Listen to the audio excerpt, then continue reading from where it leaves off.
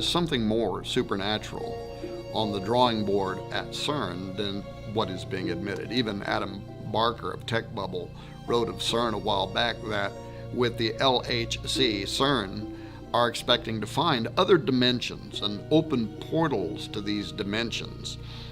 If you have the image of Stargate in your head right now, you're spot on. That's what he said.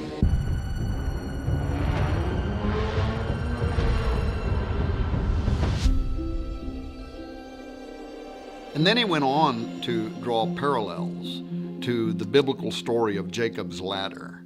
Perhaps you remember the dream that says, "Behold, there was a ladder set up on the earth, and the top of it reached to heaven. And behold, the angels of God were ascending and descending on it." Then Jacob wakes up from his sleep and he says, "Surely the Lord is in this place, and I did not know it."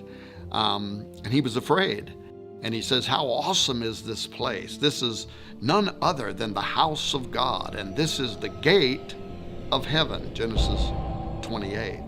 Now this ladder, described in the first book of the Bible, describes something like a portal from heaven to earth through which God's angels, interdimensional and spiritual beings from another reality, were traveling. When Jacob wakes up, he refers to the location as a gate, much like today's trendy terms gateway or Stargate. One of CERN's goals is to recreate Jacob's ladder, according to Barker, and to reopen a portal. Now, Sergio Bertolucci, who is the official director for research and scientific computing at CERN, he was asked a while back about this extra-dimensional doorway by The Register, which is a London and New York operated science and technology journal. And he didn't hesitate with an enlightening response. He said, "Yes, out of this door might come something, or we might send something through it."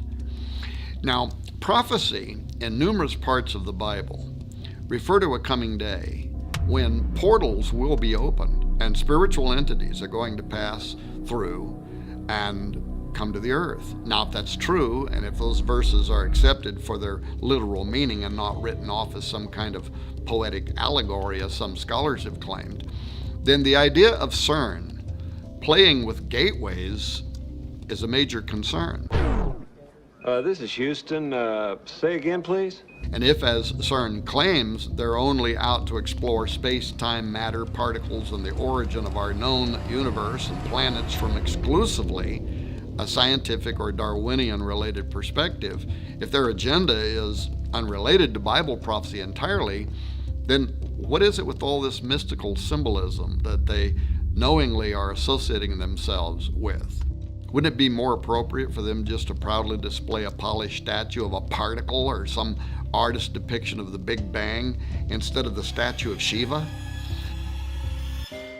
For those who have not yet heard about this controversial piece of art that CERN proudly exhibits between buildings 39 and 40 near the main building of their operation, it stands as really the most visible and celebrated imagery behind their work, Shiva. This is the Hindu god of destruction.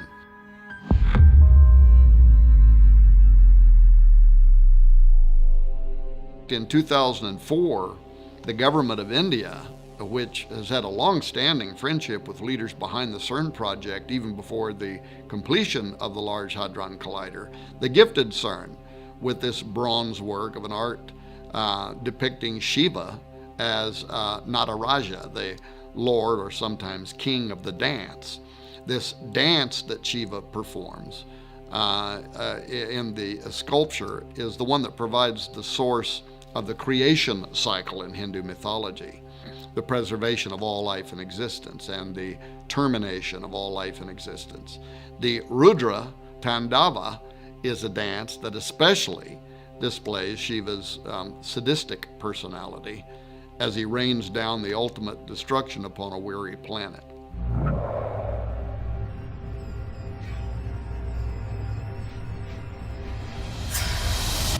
The plaque at the side beside the statue, however, reads in part, "Hundreds of years ago, Indian artists created visual images of dancing Shivas in a beautiful series of bronzes.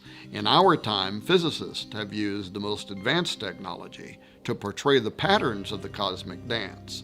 The metaphor of the cosmic dance thus unifies ancient mythology, religious art, and modern physics. So right there out in the open for all to see is a direct correlation between the Hindu perception of Shiva hundreds of years ago, which is the concept of destroyer that I explained a moment ago, and our time, unifying, quote, ancient mythology, religious art, and modern physics. Something is going on. You think everything's a conspiracy?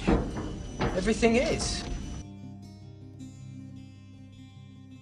Additionally, and perhaps even more important, there's a significant section of CERN that is built upon the St. Genus Poëli, which is a commune in Ain, a department of France. In Roman times, the St. Genus Poëli was called Apolliacum, but the town and a temple were dedicated there in ancient times to Apollyon, the destroyer, the Shiva Horus, if you will. Apollyon is also the angel of the bottomless pit, referred to in Revelation 9:11.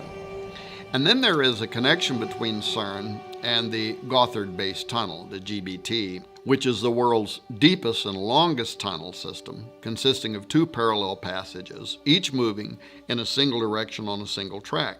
The GBT passes directly beneath St. Gothard's Pass, a strategic north-south corridor that connects northern and southern Switzerland. The connection to the Large Hadron Collider has to be made primarily because of the bizarre opening ceremony that was live streamed to the entire world on June 1, 2016, that included this highly occult, demonic dance with characterization, beginning with a call to unite the religions of the world by conducting an interfaith blessing of the tunnel beside a statue of St. Barbara, the patron saint of miners. Following the blessing at the statue of St. Barbara, the press, along with visiting dignitaries, also paid tribute to the 9 miners who had lost their lives during construction of the tunnel. Bodio's southern portal provided the visiting dignitaries a disturbing parade, really, of miners, erotic dancers, zombies, fallen angels, all of whom were obeying the call of what they called the shepherd, whose yodels invoked the appearance of the event's infernal master of ceremonies, a goat man, portrayed by a young and energetic dancing male. This creature is shown with a Baphomet headdress, a goat demon's head, if you will, and a goat body costume with a hairy pelt. And then it had a formal tuxedo over the top. The imagery was heavily evocative of the German and Bavarian Christmas demon known as Krampus. Now, according to tradition, Krampus accompanies St. Nicholas on his midwinter rounds with the intent to steal boys and girls, putting them into a basket carried on his back, or he may decide to beat them with branches for being naughty. Maurice Bruce published a book on pre-Christian Alpine traditions in 1958, and he had this to say about the half-goat, half-demon entity. There seems to be little doubt as to the true identity, for in no other form is the full regalia of the horn god of the witches so well preserved.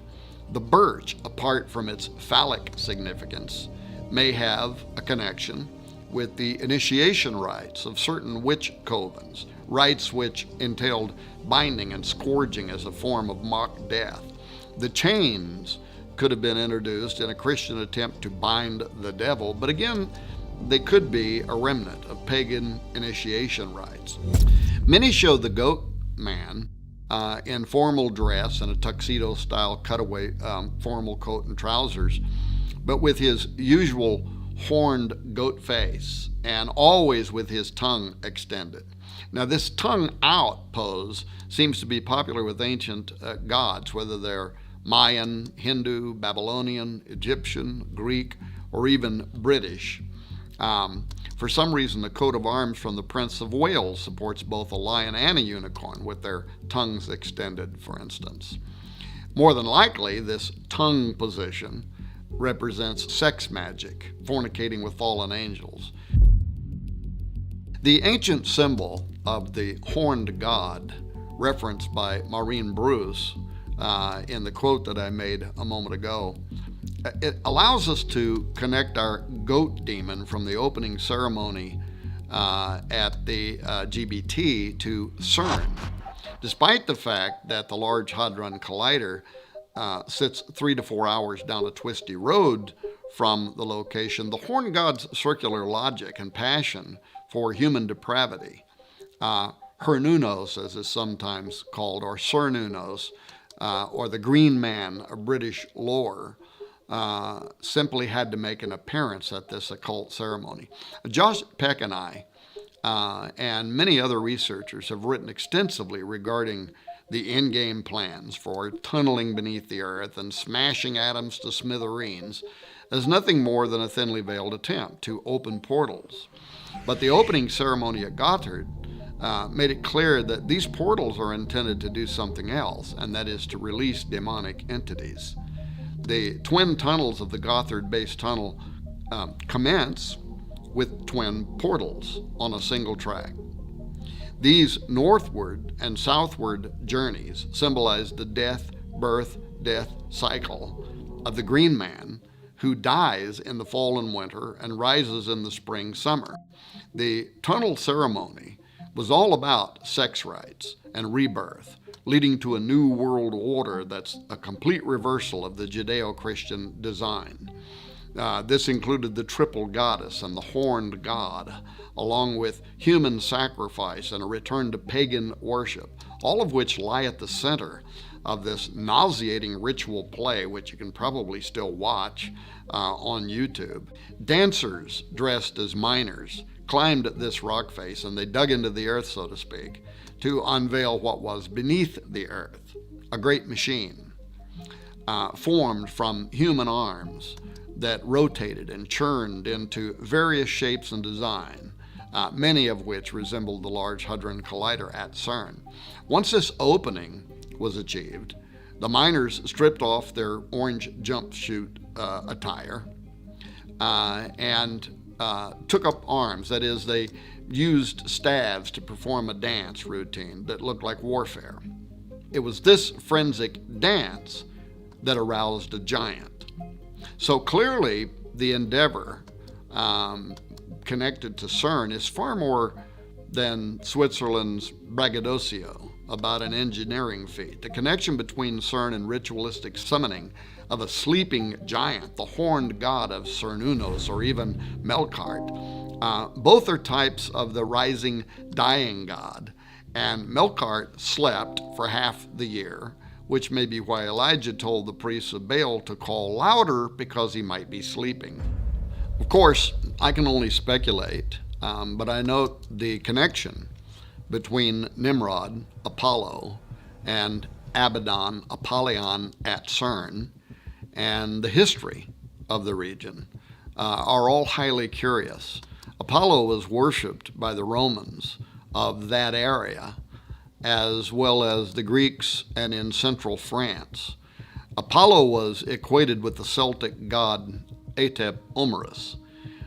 These two characters were combined to create Apollo Atep Omerus, which can be translated as great horseman or possessing a great horse. In the Celtic belief, horses were closely related to the sun. The interesting thing to note is the connection between this idea of Apollo being associated with horses in France, where part of the LHC and CERN resides, and what the book of Revelation states about Abaddon, where it says, "And the shapes of the locusts were like unto horses prepared unto battle, and on their heads were as it were crowns like gold, and their faces were as the faces of men, and they had a king over them, which is the angel of the bottomless pit, whose name in the Hebrew tongue is Abaddon, but in the Greek tongue hath his name Apollyon. End quote.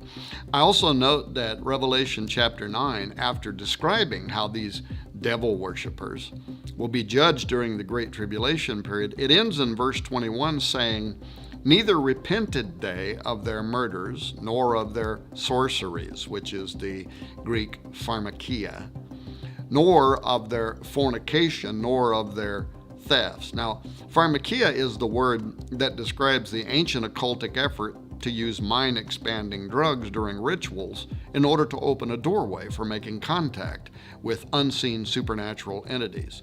So, given these descriptions, is it possible that CERN will have something to do with the opening of the bottomless pit described in Revelation 9?